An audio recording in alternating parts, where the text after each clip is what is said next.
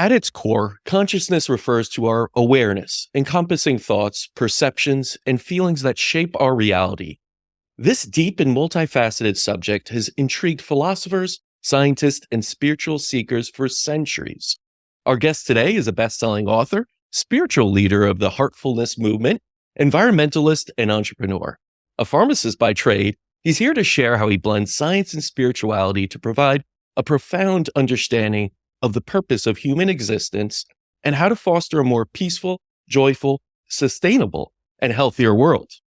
This is the story of spiritual anatomy with Daaji. Daaji, so glad you could come on the show. Thank you, CASPAR. Thank you for having me with you today. And can I start with this, because I want to make it on a more personal note before we get into your work and everything. Your first car was a Chevy Impala, I hear. Is that correct? That's correct. That's correct. Okay, tell me about that. You love to drive, and I mean, here comes a spiritual person with a Chevy Impala. That's a magnificent first car to have. Well, that was 1983. Okay. I had, and since I could not afford to buy the brand new one, I bought the second-hand car from an auction. And I got it for $2,000. Wow. And then after 6 months or so, I had an accident or something. Somebody banged into me.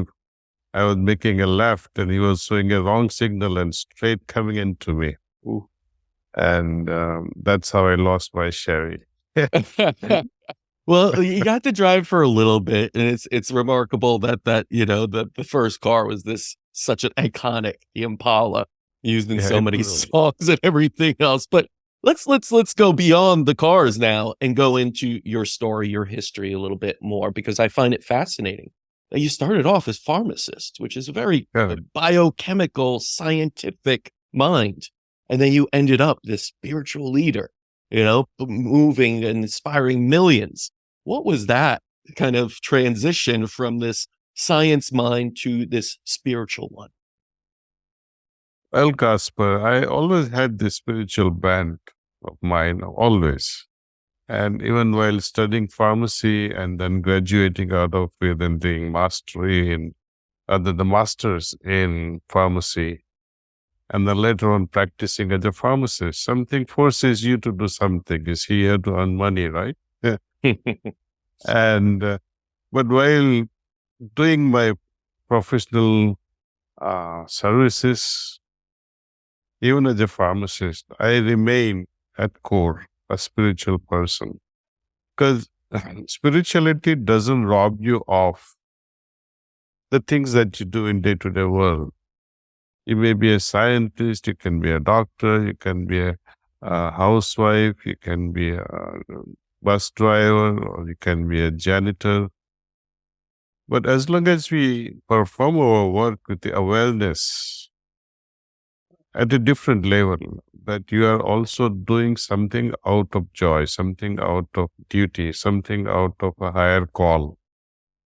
And with each activity, you connect yourself with divinity, if you believe in divinity, or connect with your higher self, or connect with your love center in your heart, and do that activity and see how you enjoy the work. Because bringing in spirituality, meaning bringing in spirit of the work, meaning the love in your work, life changes. And I always found that bringing in spirituality, the love aspect, changes the very nature of work. Like I had pharmacists who were employed, interns who were employed, other ancillary staff members who were employed. And their attitude changes once you give them profit sharing. Now, and then you can see the transition in their attitudes, sudden shift, because there's a gain at the end of it. Their attitude changes. So in this game also with divinity and evolution, especially when we talk of consciousness, whole life, entire purpose of our existence is only this, to my understanding, that how we can evolve our consciousness, Mm. how we can become more perceptive. And not just perceptive per se, but how to make use of that perception, how to respond to the awareness that you have brought in to yourself. Can you do something about it? For example, you felt or you became aware that so and so is suffering. You became aware of it. You are now conscious of someone suffering. You are sensitive enough to understand that. But are you going to take the next step? Then it completes the whole circle. If you take the next step. So it's not enough that you become aware, conscious. You have to take the next step also. Then this whole circle will be completed. See? Yes. And that's how I have lived my entire life. Mm. From the beginning, I would say whenever I became aware of the spirituality, it has been the underlying shadow of my awareness. What to do next? If you do find there is a problem, how to solve it? Mm. Be it personal or be it someone related, their friend or some acquaintance. It really doesn't matter. We have to take the next step. Otherwise, this awareness becomes a burden. For example, you came from Poland, as I hear, Mm. and your parents, one was psychologist, another a doctor, right? Right. And you also now in a professional field, in a research arena. Mhm. What can we do to make our researches benefited to one and all? See, the medical field where we are creating personalized medications or personalized medicine for a particular disease. Now, when we talk of the marketplace of medicine, it is one and for all. Tylenol, it's not personalized. Mhm. People make it personalized later on when it becomes very effective. But when it comes to diseases like diabetes, and the reason can be individually different from person to person.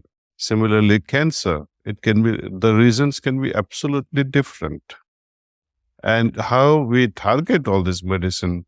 So, this ability to perceive and to react, to respond in a very specific way demands a different level of mindset.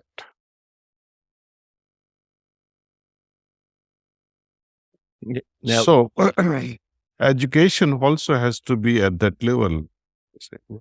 That one has to expand one's awareness and then also help to respond in such a way that maximum people can benefit out of it. Our consciousness should be such that if I have to serve one person and make one person benefit versus if I have to serve multitude versus one, I would prefer multitude. Mm. You see. Personalized medicine means you are able to cater only to the one who are able to afford it. But unless we make that protocol in such a way that that protocol can become universal in identifying the genes or the causes, that you just put that blood sample and it will identify that this person needs this way of treatment, this person needs that way of treatment. So it should become predictable. I know we are not there as yet, but Yeah. if we can think like that, I'm sure solution will be there at the end. Oh, sure. And one of the things about medicine I've always said is that it lies in the measurable, and the measurable is on the biochemical alone, without really measuring too much into, let's say, emotional, and definitely not into the spiritual. In many regards, we disregard completely the spiritual aspect of who we are. We're at our core, we are spiritual beings, and many of our health issues begin on a spiritual realm. So my question for you is, how do we measure our spiritual health? The day you find the answer, let me know. It's a tough It- one, right? It's a very difficult one, but we do lack sometimes spiritual health, I believe, that spills into our physical, emotional health. Definitely, that is for sure. Whatever we are at a physical level, something behind this physical body is the mind, the brain, the mind. Suppose this physical eye is affected somehow because your nerves are affected, optical nerve is affected. So what happens that even though you have perfectly healthy eye, but your nerve is creating problems. So if it is inflamed or somehow it gets disconnected, then you will have a blind sight. You won't be able to see it. So as we move from the physical realm and go inward, it becomes subtler and subtler. The question would arise, what is it that supports the mind? We do understand brain is like a computer and mind is like a software. What is it that supports this software? We all have understood one fundamental thing, that there is something within me which has come along and has stayed with me even now. It is still with me. And that is a life force.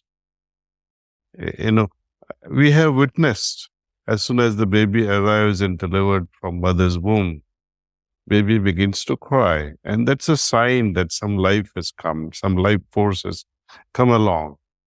And we all call this life force by various names: spirit, jiva, atman, soul. And depending on the culture we live in, we attribute different names to it, but it doesn't matter what we call.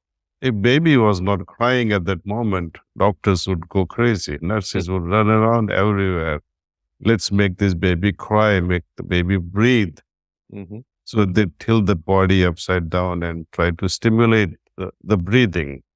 And even then the baby does not cry.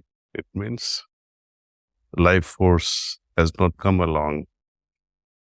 And it is for sure that that life force that is there since then, it's with us now. But if it kicks the bucket tonight and says, Daaji, I am going tonight, end of my life. Mm. So the life force is within me. It's not something outside me. My life is not in Mecca or Jerusalem or in some holy place. Or my life is not governed by somebody else. It is within me. Mm-hmm. And we have to be at least be thankful, be grateful to that life force. Simple gratitude is enough. That thank you. And with this shift in attitude, I think we can begin our journey in the spiritual realm. This simple, grateful attitude towards that life force triggers our spiritual journey. And then the next step. Because every time we try to understand this life force, something happens magically in our heart. And more we become optimistic, more positive attitude we develop. There is so much of joy that oozes from our heart. It is like, this force which we have, the life force. And then when we have positive attitude and the joy that comes along as a result is unbound. And moment we become negative or envious, jealous, arrogant, somehow it doesn't rhyme with the spirit. And the entire feel that we were enjoying of moments back contracts, and it shrinks into our heart, and heart becomes heavier. Mm-hmm. It's a simple phenomena. And because of this heaviness in the heart, suppose failure occurs in life and you don't come out of the understanding of why you fail and you keep on brooding over your failure, what happens then? Your spirit again shrinks. You go into depression, anxiety. Most of the mental problems are because of this, our inability to understand the causes behind what gives me joy and what shrinks me, what makes me sad. How to avoid the causes that makes me sad and how to promote the factors that helps my mental abilities become stronger. We all know about the physical body. We need a balanced diet, uh, right ingredients. What when it comes to the heart, when it comes to the mind, we don't know how to nurture our hearts and our minds. And yet, we claim to say we are the highest species on the planet. And the next phenomena, though we know how to nourish our bodies, though we know to a certain extent, nourishing the heart, the emotions, nourishing the mind with intellect,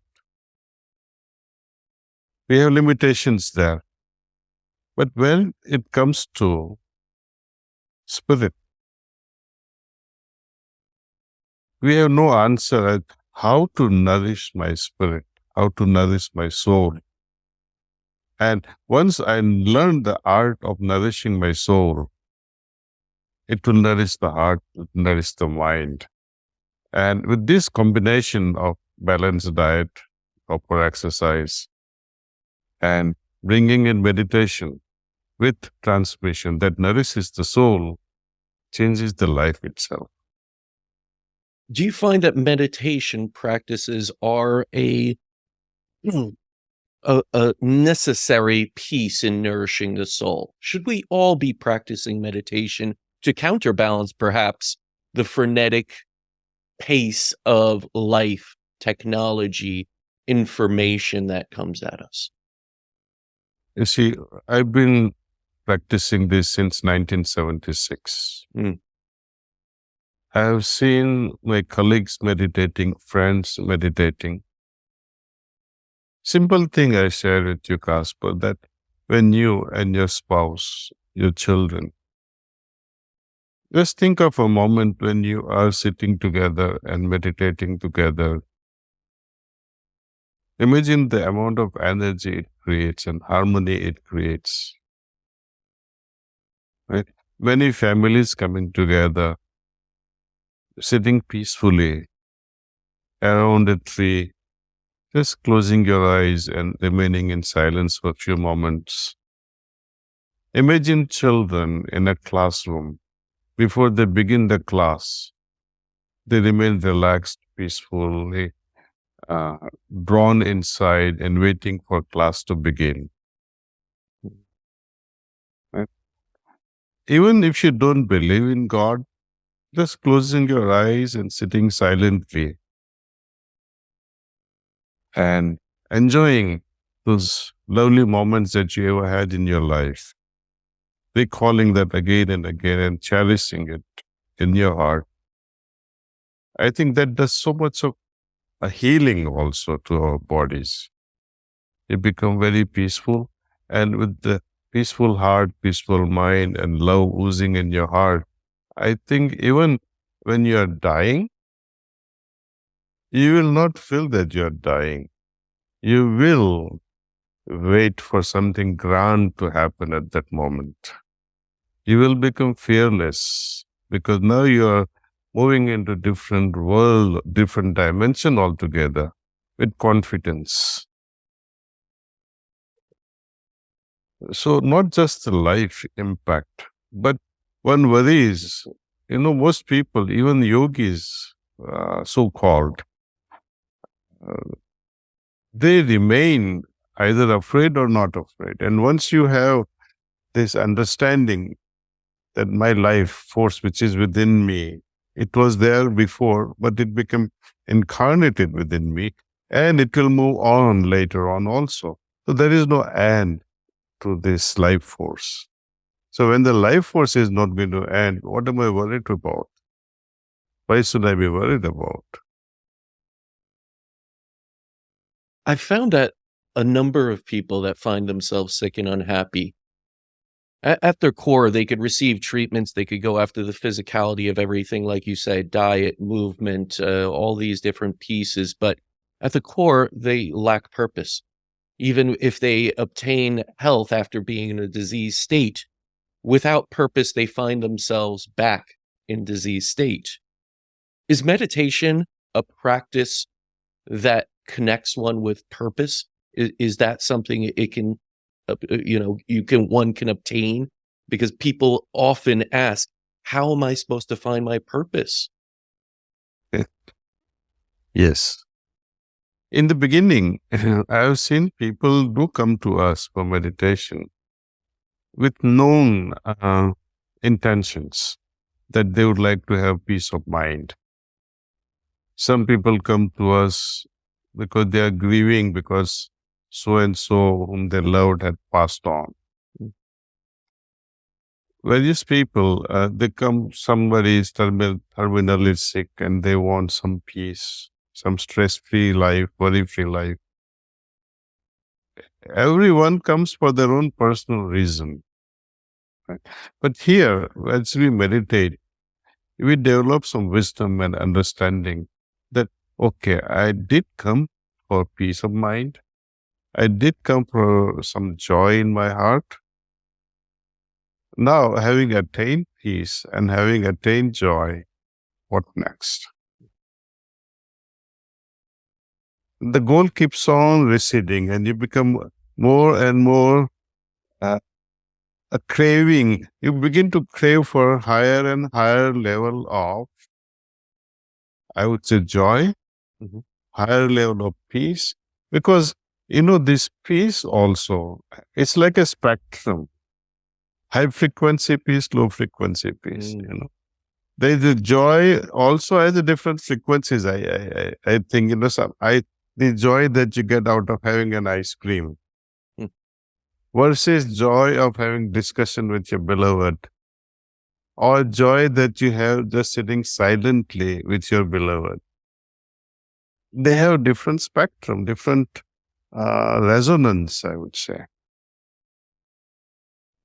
And when we talk of bliss that arise out of meditation at some level, it is uniformly same, I think. There is no spectrum to it because there is nothing to oppose it. There is no opposite of bliss. There is opposite of joy, there is opposite of happiness, there is opposite of peace, but there is no opposite of bliss when we experience that, you see. So people can come for anything, but here your own experience will tell you, okay, I've experienced this now, what next? Then you experience that descends automatically in your heart, and then you'll wonder, well, what next? Even when you are in a perfectly blissful state, you'll say, okay, what next? You would want to transcend even the bliss. And that is the most beautiful thing, because people, you can leave your sadness, you can get rid of your restlessness or your anxiety. But when it comes to bliss, who wants to get out of blissful state? And now you're talking pure spirituality. And it's a big part of what you speak about, what you write about.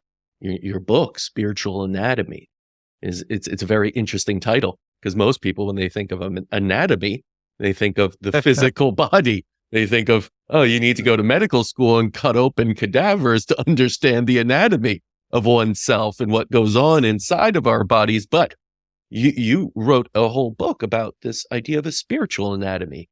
Can you tell me what that means to you and what the importance of a spiritual anatomy is? To me, spiritual anatomy, like our physical anatomy is there. We understand what liver is, what stomach is, what intestine is, what brain is, what heart is. Okay, it's all physical. When we talk of spiritual anatomy, it's like energy vortexes.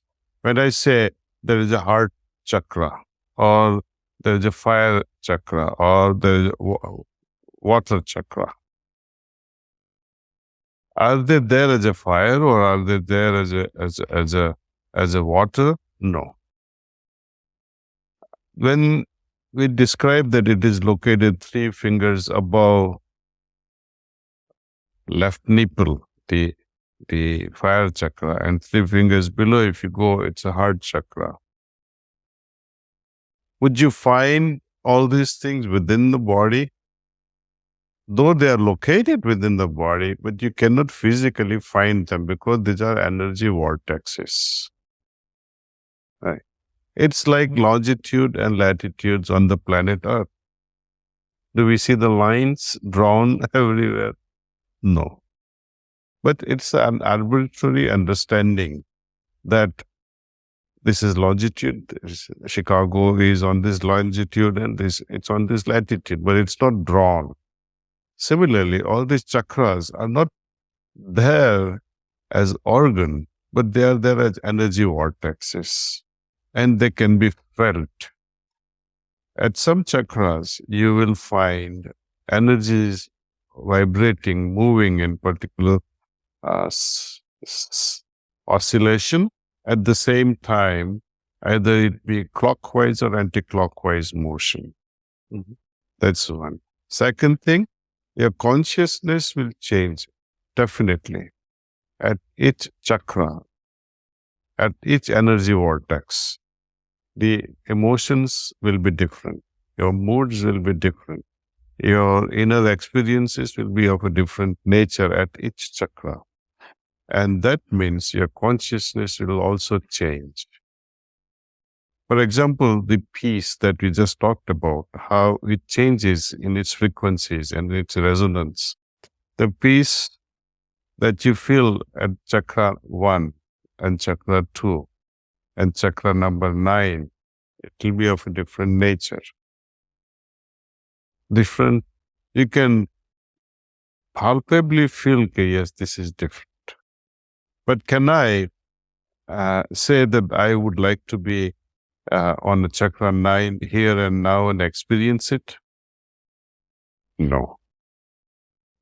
I had to make my journey begin somewhere and evolve myself at a consciousness level. For that, I had to work upon myself. I had to rise above my present level and move on to the next level. And that's a challenge. Because consciousness means your inner environment is of a particular level of understanding with which you are habituated.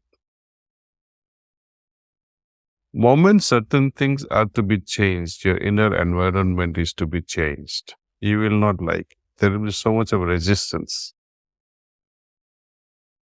But once you begin to liken, suppose you moved from Poland, ask your parents, I perhaps they may be there, may not be there now, but when they moved out of Poland and first time came to America, they must be having miserable time in the beginning, but then they get used to it. And then you are born there, or you must have come as boys with your brother and grew up there, and your children. You get used to it. But when we have to move to another dimension, another level, even though that may be better than the previous one, you still have some level of restlessness, not knowing what may happen at that level, see. And when we move from one chakra to another chakra, it's not like moving from New York to Chicago. It is like moving from Earth to the planet Mars. And when we move from, like it's a different experience altogether. And it's not that terrible though. because each one, it's so beautiful, surpassing the previous one. Surpassing in the sense it's far more subtle than the previous one. Evolution in consciousness means your consciousness is becoming more and more refined, more and more subtler, purer, simpler. Change is always difficult, and I find that anyone that goes through a healing process is going through a change. And there is resistance from the body, mind, and spirit normally of that person to that change. Because there's also comfort. Unfortunately, there is comfort in a disease state too. As much as one suffers, I've seen it where people find that their purpose is in that disease, and they find themselves already in a state so chronically diseased that it's scary to even think of the change of what they would be like healthy. And that seems counterintuitive, but it really isn't. And people sometimes go back to where they're most used to. And one of the things I've realized, and I want to speak about this with you, Daaji, is the idea, of course, we are energetic and spiritual beings with these spiritual anatomies. And chakras are such an essential part of it. But often we're blocked. And often that blocks our ability to even understand what is good for us, where we should be going with our lives, and what is truly the truth of who we are versus falsehood, and how to get out of a disease state and back into a healthy one. So I want to ask you about what blocks our chakras and how do we clear them? First of all, let's understand what creates the problems with each chakra. How chakras are formed. As I was sharing with you, the energy vortexes are already there in our system. Right? Depending upon the grossness in our action or the outcome of our action or thought, it creates certain vibrations. And depending upon the intensity and quality of that vibration will settle only at particular chakra. For example, there are only 3 situations in life, CASPAR, that when you look at someone, you'll say, oh, I like her. Another one, I don't like her. If you like her, maybe I would like to date her. Right? If you don't like her, okay. And the third category, where you have no reaction. You understand that she is my employee or she is my co-worker, and let me not have this liking or disliking. You have a neutral attitude. That is a hygienic approach, right? That you don't mess around. That means it's hygienic approach. Now, in this situation, what happens when you like someone and you have intention of taking her on a date? That creates sensuous feelings inside you. And if you watch your heart, if you pay attention to this area, left side, you will see that those vibrations of likes now which are leading to sensual thing, it's not only hormonal, but it creates a certain heaviness on one chakra that is very close to the heart chakra. Right? Another scenario, your friend has a beautiful car or a beautiful house. Oh, I would like to have that. A desire prompts in you. Right? Or there are situations in life when you say, oh, where am I going to get money to pay my rent? Or where am I going to get money to pay the tuition fees for my children's education? This sort of anxieties, right? Materialistic. Previous one was sensual. This one is more, I would say it's not so heavy, but it keeps us engaged all the time. Where am I going to get money to buy either the car or the house, or to get money to pay the fees? Those are slightly lighter. It's not as heavy vibrations. So this set a little above. And that I call it as point A. Right? And this is how we go on forming impressions. They weigh down on us day after day, moment after moment. They get accumulated. This energy vortex has become heavier and heavier. And when those things are not fulfilled, for example, I'm not able to get the money to pay the tuition fees, what happens next? These vibrations affect the next chakra. Right? And that chakra becomes heavier, and as a result, the piece which is the nature of that chakra is affected or blocked. So you become restless.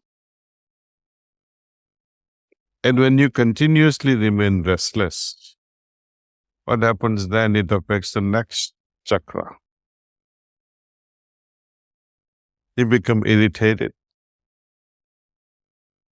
Someone asks you a simple question and you're not able to answer with the joyful heart. And this constant irritation in back of your mind can make you angry also. And when person remains in that state for considerable time, becomes fearful, affecting this chakra. And when you remain fearful for considerable time, it affects the next chakra, and you lose the clarity of mind. You see how incrementally certain things can affect each chakra, and they are all palpable. And then the more and more and more of chakras gets affected. How to remove them is through the understanding, through this meditation, and through the cleaning process we offer. There is a cleaning process mentioned in the book also, that how important it is to get rid of these impressions that we form on a day-to-day basis. Even when we go through a bad experience, sometimes we don't learn anything from it, and we go on forming more and more impressions. So one was not enough. The second, maybe she would be lucky, I would be lucky with her, or maybe I would be lucky with the other one. And it never stops. You write And about this is, please go ahead. no. I was going to say, we're talking on these three planes that you write about in the book. That is the physical, mental, and spiritual. And they are not separated. We are all these three planes. Connected. Yes, all connected. Do you feel that we have the obligation to take care of all three in equal portions? Meaning we must take care of our physical. We understand that. That's the one we understand the most. If we don't, we become obese, we become sluggish, we become diseased, we can't move. So we must take care of the physical, but often we do that and neglect the emotional or the mental and the spiritual. But my question is, should we perhaps put more of an emphasis on one, the spiritual, rather than the others? Or should we equally look at all three as vitally important? Well, we have to understand one thing, that all are important. Yes. Right? That's number one. Second thing is, there is nothing like balancing them or paying equal time to all these things. It's like going to work, and I work for 8 hours, trying to make money. Am I going to meditate for 8 hours to match my spiritual versus my physical? No. I have learned this, that when I have my heart and mind connected with the spirit, in the sense, things that I do in the material world, going to work, doing things at home, if I have love in my heart, that itself becomes spiritual. Right? Even being with your beloved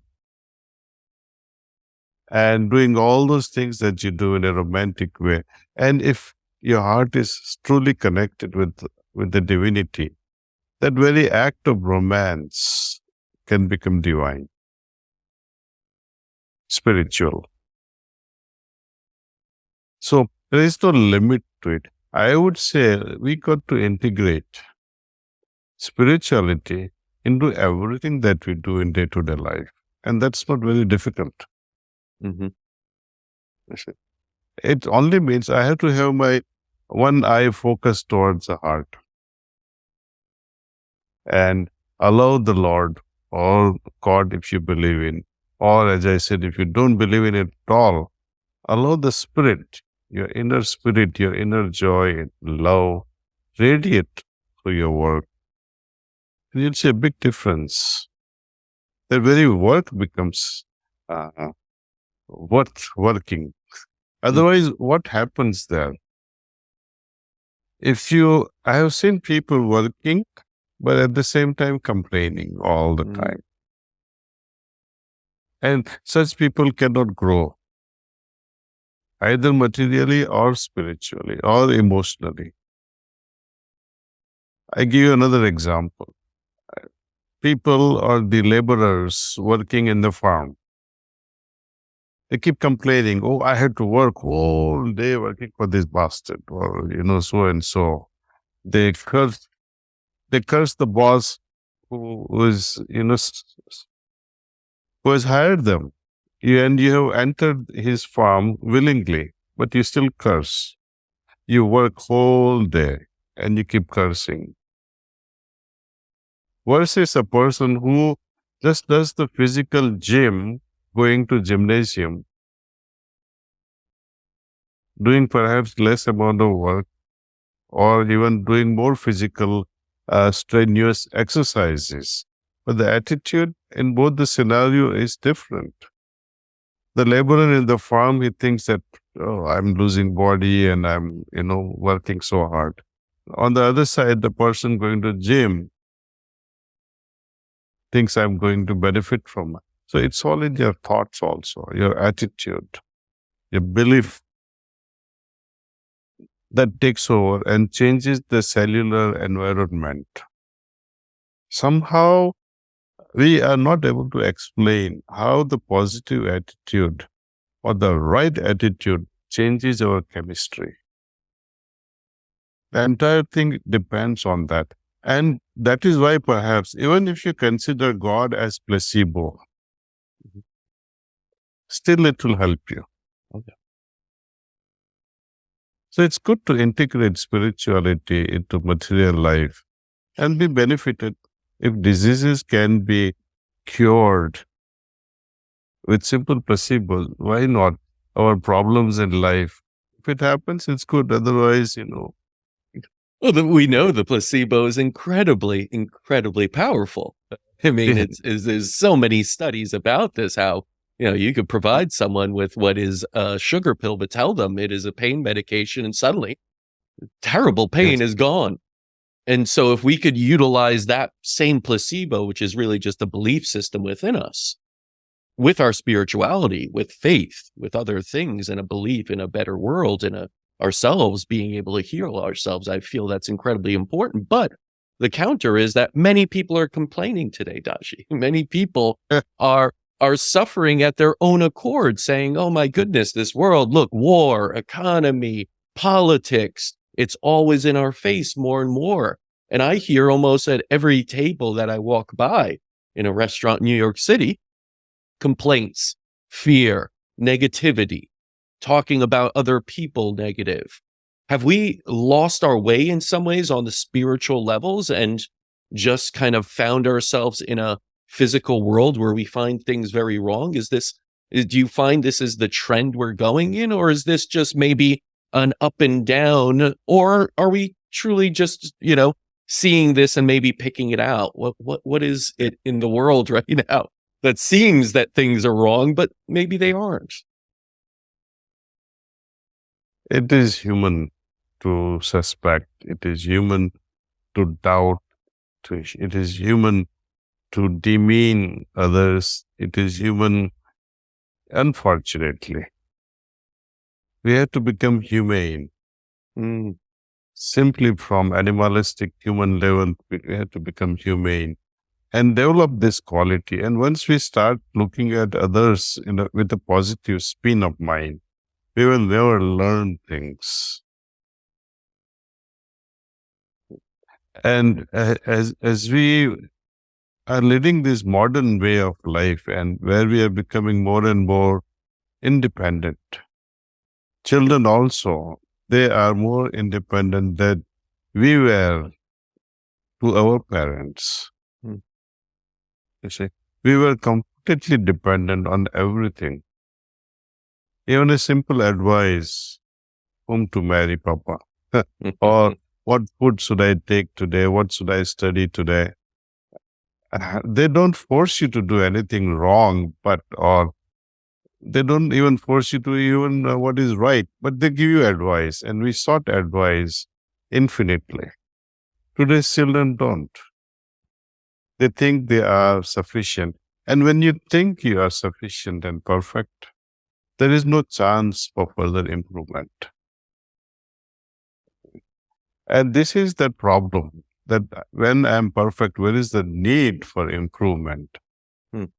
This is the biggest problem we face today, the disease of thinking oneself to be perfect.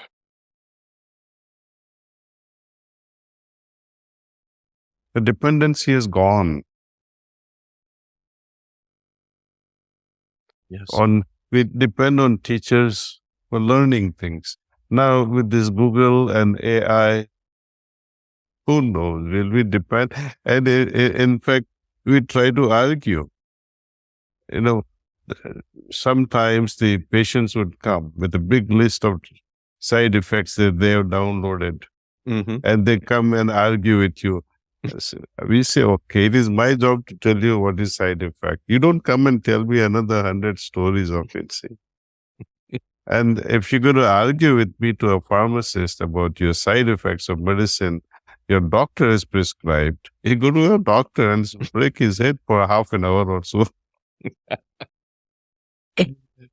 What are your thoughts on AI and the vast advancements of technology on human life? Well, imagine a world where you will not need a car, where you will not see any traffic lights, because once you have robots driving you, you won't need traffic lights there. See, cooking, you can order your cooking and chemically synthesize everything that you need to eat. I think in one way it is very good. Another way, it's not so good also. So we have to pick what is best. But the way humanity is, it always chooses something that weakens you, makes you weaker and weaker and weaker. Too much dependency on this will take away the inner wisdom and strength that we have. Only few individuals who have made this AI, they will be the strongest. Though we benefit from it, we'll continue to become weaker and weaker and weaker.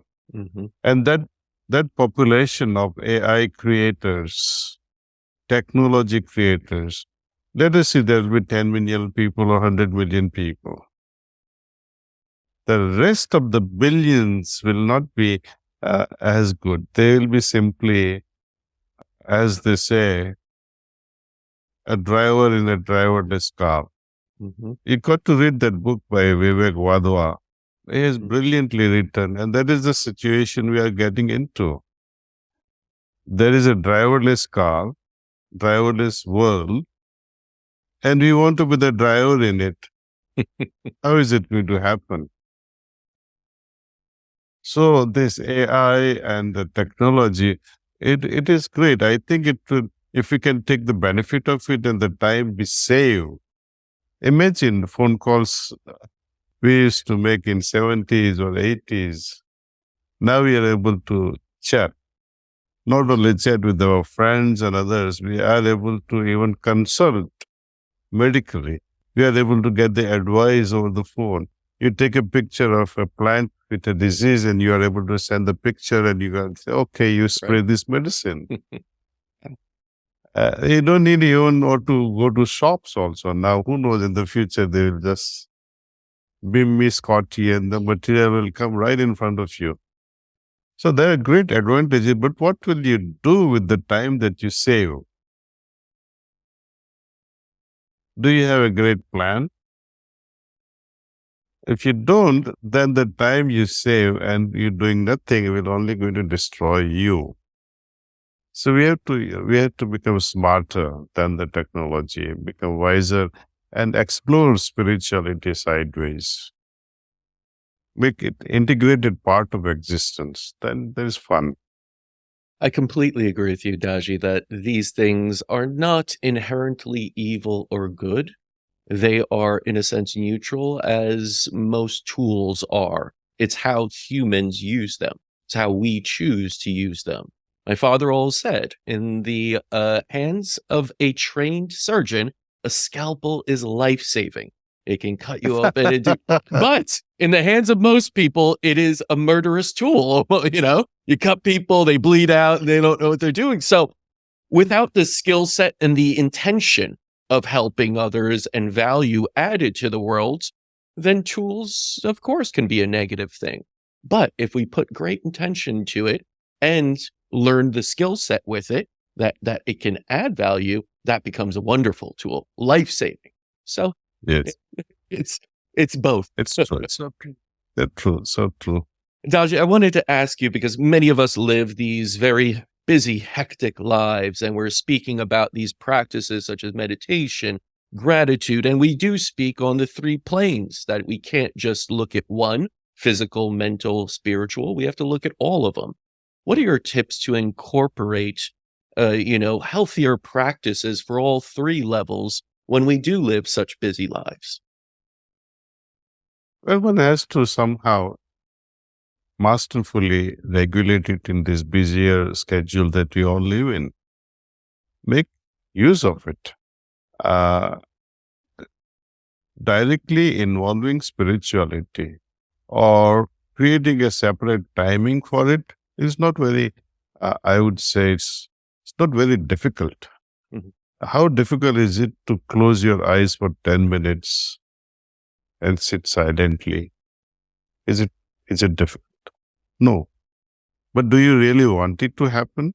Then you can close your eyes for 10 minutes and let the higher powers do the work for you. Right? Similarly, when you come back home, just sit quietly for 10 minutes with your family. Just 10 minutes. Everybody's silent and see what happens. Just before you go to bed, just 2-3 minutes of connecting yourself with your higher self and scanning the things that you did over the whole day. If you did anything bad, something that you shouldn't have done, promise yourself that I will not repeat. And things that you did well, see how you can improve upon it. So I think it is a continuous improvement thing.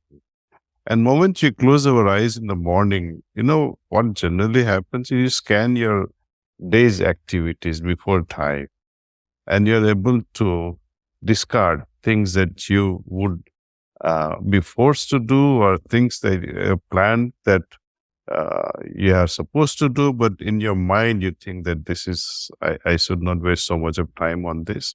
So you're able to actually save a lot of time. You are able to weed out unnecessary activities from your plans just in those 10 minutes.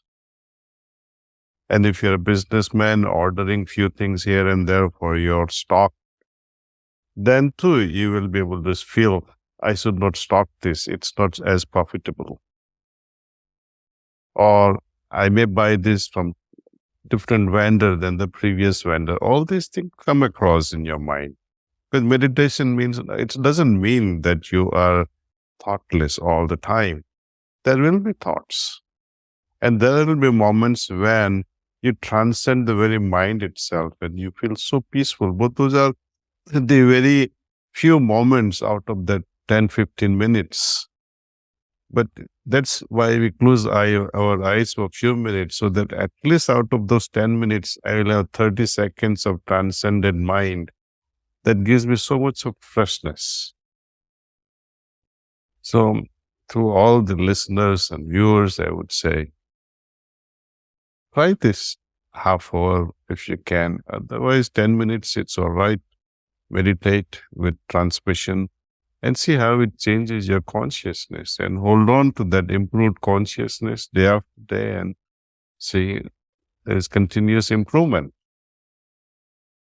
It's very easy. It's as good as a child learning a bicycle.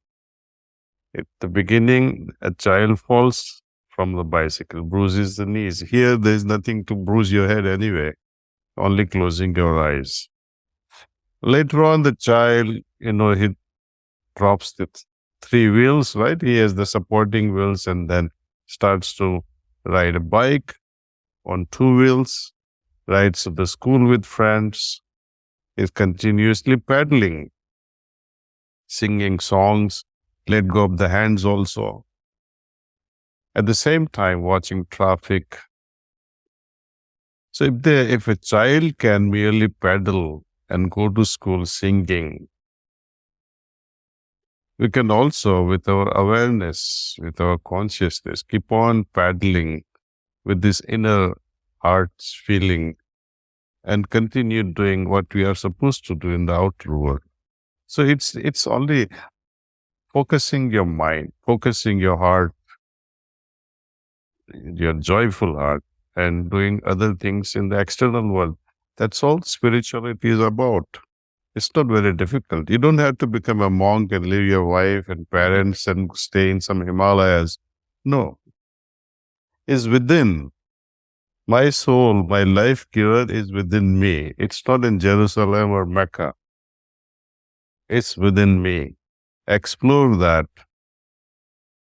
And that's why I call this as inner adventure. I hope you'll enjoy this inner adventure. And is that part of what you consider the heartfulness movement, is connecting with that inner joy and that adventure that truly comes out of this wonderful chakra, this heart area?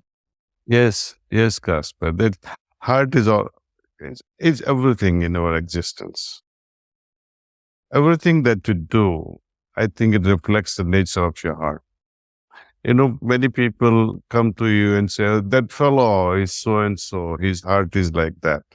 So-and-so, this doctor is such a noble doctor, his heart is so soft. This nurse is so loving, so caring. So whenever we describe someone's qualities also, we describe with the quality of the heart. You see? And that's why heart is so important. And when we read such books like Heart Solutions or, there are so many researches done on the heart these days, and we understand the importance of the heart, not just physically, but overall happiness it is driven through the heart. So much of what we do, though, is through our heads. We stick in our monkey mind and ruminate about the past, the future that we don't know, and the worries, anxiety, the fear. How do we continue to center ourselves on our heart again? I know you've given great tips of the meditation and the gratitude of it, but in a world where we're told to use our head over and over, how do we find our way back to our heart? Well, to think is not bad. Mhm. Just as God has given me the eyes to see, nose to smell, ears to hear, mind is to think. It is good that we are thinking. Now the question arises, I'd share with you a real lifetime example. I was once talking to students and faculty at one university in India, very prominent research institute, a professor came forward and said, how to educate my children so that they don't get tensed and stressed before exams. Can you teach us some meditation? I said, well, meditation can help remove stress. But why do you want to remove stress from children? Let them have stress. If they didn't have stress, they will not study at all. So some level of stress is required. Some level of anxiety is also required. But when it crosses limits, then we have to wonder. We have to, and that only personally, individually, you can feel what is the critical level of my anxiety or thoughtfulness. What is the limit crossing which I will otherwise be broken? So it is individual thermometer or the individual warning. One should be able to see it. One should be able to perceive it, not to cross those limits. To me, meditation is a tool to prevent. Once you get into this whirlpool of depression, person whom you are prescribing meditation is not going to think of love and not going to think of divinity. He's only going to think of the causes of depression, and it will make them even more depressed. So this meditation is not the medicine for mental diseases, to keep your mind healthy, emotions healthier. Meditative mind cannot do wrong things because it sees things, the results before you are acting. You see, I heard on your website, actually, you are talking of, you quoted Gandhi. But that original quotation is from James Allen, from his book, As a Man Thinketh. He gives such a beautiful example that look at the forest. The seeds naturally are thrown everywhere. Birds, the wind, they do the job of circulating seeds everywhere, spreading seeds everywhere, and it is chaotic. Look at a gardener, look at a beautiful garden, where a gardener knows what to plant, where to plant, which plant will go where, and he creates a beautiful garden.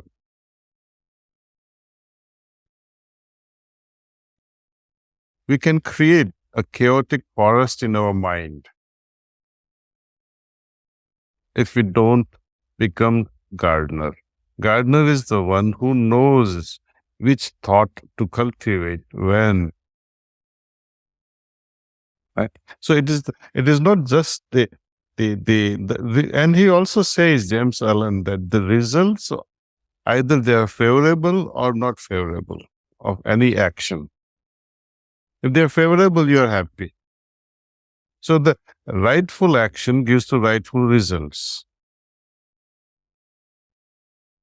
The action depends on how well you have planned your thoughts, planning, and how well you have executed it all this. So the root is thought. Gandhi talks of belief system. And then the question would arise, what makes you believe in a certain way that makes you think in a certain way? See, in spirituality, I would say the simple and pure-minded people have rightful thoughts. Because simple and pure-minded people, they are not selfish, they are not arrogant. Right? So one has to cultivate that first, simplicity and purity in the heart. And that's what we teach also through heartfulness practices, how to arrive at simpler and purer hearts by removing complexities and impurities from the heart. Our intentions can be simpler. Everything becomes a little bit simpler when we listen to our hearts, right? It Yeah. It reminds me of one of my favorite lyrics, Daaji, from a song by Lauryn Hill called Zion. And in the lyrics, she goes, they said, Lauryn, baby, listen to your head, but instead I chose to listen to my heart. And that led her into this beautiful life, in a sense, and making the right decisions. So I do feel that tapping into the heart is such an important part of really understanding oneself and finding the right things, and then creating the right thoughts that actually lead us into a healthy and happy existence. Correct? Exactly. Even those chakras that I mentioned, 16 chakras, the most important chakra is the heart. Mm, If you know your heart, forget the rest of the chakras. yeah. It's not very important to learn other chakras. Once you have mastered the heart, forget the rest. That's all that you're needed. Follow your heart. That's it.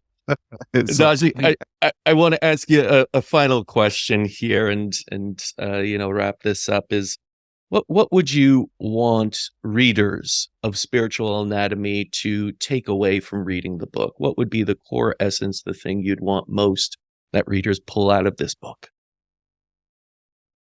Well, most people will enjoy reading this book. I would request them prayerfully, do it, meditate, feel, and then see how it helps you transcend yourself, how you become greater than yourself.